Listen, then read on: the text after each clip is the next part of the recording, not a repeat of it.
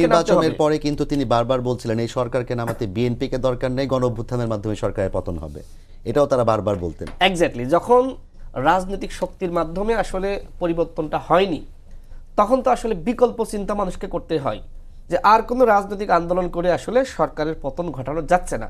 কারণ দেখেন এই যে 28 অক্টোবর গত বছরের, তখন তো বিএনপির প্রায় 10-12 লাখ নেতাকর্মী ঢাকায় আসলো 2023-এর 28 অক্টোবর। এক্স্যাক্টলি, এবং একই সাথে জামাত ইসলামের তারাও কিন্তু একই দিনে আসলো, আমরাও একই দিনে নামলাম। পুরো পল্টন মতিঝিল এরিয়া, মানে ওই অত্র এলাকা কিন্তু শুধু মানুষ আর মানুষ। যখন পুলিশ ফায়ার শুরু করলো, কয়জন ছিল? কেউ তো দাঁড়াতে পারেনি। তার মানে পলিটিক্যাল মুভমেন্টকে সবসময় এইভাবে নির্বিচারে এটাকে আসলে আঘাত করে এটা কিন্তু সরিয়ে দিয়েছে মানুষজনকে। এই কারণে দেখেন এই আন্দোলনটা যখন আবার শুরু হলো, আপনি নিজেই বললেন যে আমাদের কোটা সংস্কার আন্দোলন এবং আমাদের ছোট ভাইরা এখন তারা উপদেষ্টা হয়েছে। দেখেন যেহেতু আমরা 18 সালের আন্দোলনের মূল নেতৃত্বের জায়গায় ছিলাম, ওটা যখন আবার ফিরে আসলো তখন আমাদের কাছে মনে হলো যে এইবার কিছু একটা করা দরকার। আসলে রাজনৈতিক আন্দোলন করে সরকারের পতন ঘটানো যাচ্ছে না।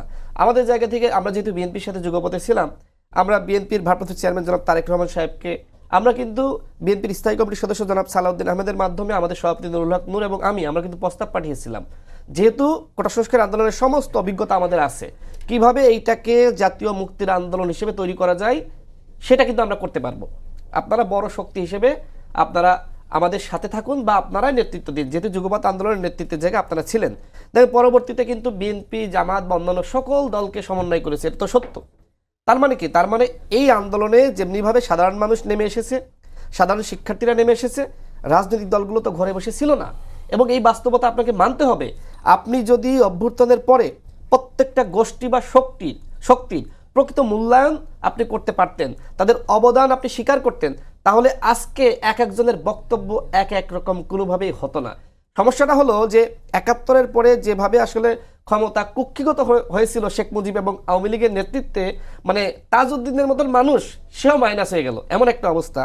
ঠিক একইভাবে দেখেন 24-এর পরে সমস্ত শক্তিকে সাথে নিয়ে আগামী রাষ্ট্র বিনির্মাণ করা, জাতীয় ঐক্য এবং সংহতি প্রতিষ্ঠা করা, সেটা কিন্তু সম্ভবপর হয়নি। যেহেতু সম্ভবপর হয়নি, আমাদের ঐক্য এবং সংহতি ভেঙে চুরে খান হয়ে গেছে কতিপয় উপদেষ্টা এবং কতিপয় ছাত্র নেতার বক্তব্যের কারণে। এখন তো স্বাভাবিকভাবে রাজনৈতিক দল হিসেবে বিএনপি নির্বাচন চাইতেই পারে। এখন এটি কি অন্যায়? এটা কি গণতন্ত্র বিরোধী? এটা কি কোনো ফ্যাসিস্ট আচরণ? নির্বাচন তো আমি আমার জায়গা থেকে চাইতেই পারি, বলতেই পারি যে তুমি নির্বাচন দাও।